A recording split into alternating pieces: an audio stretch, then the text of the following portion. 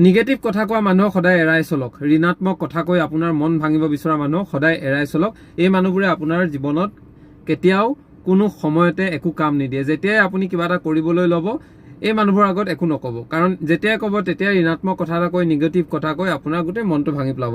অৰ্থাৎ আপুনি জীৱনত কিবা এটা কৰিবলৈ হ'লে আপোনাৰ মনটো প্ৰথম ষ্ট্ৰং হ'বই লাগিব, আৰু মনটো যেতিয়া ষ্ট্ৰং কৰিব তেতিয়াই আপোনাৰ শৰীৰটো আপোনাৰ লগ দিব।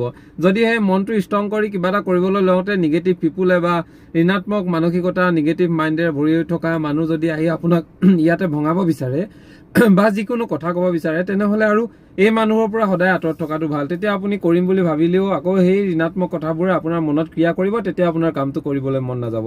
সেয়েহে যিসকল মানুহে নিগেটিভ কথা কৈ আপোনাক মন ভাঙিব বিচাৰে বা আপোনাৰ এনেকুৱা লাগে এই মানুহবোৰ নিগেটিভ মাইণ্ডত ভৰি আছে, এই মানুহবোৰৰ পৰা আঁতৰি থকাটো উচিত, আৰু তেনে ভাবিলে মানুহৰ পৰা আঁতৰি থাকিব। নহ'লে আপুনি যোগাত্মকভাৱে জীৱনত আগবাঢ়ি যোৱাত আপুনি যিমান মনক শক্তিশালী কৰি আগবাঢ়িব, এই মানুহবোৰে সিমানে আপোনাক পিছলৈ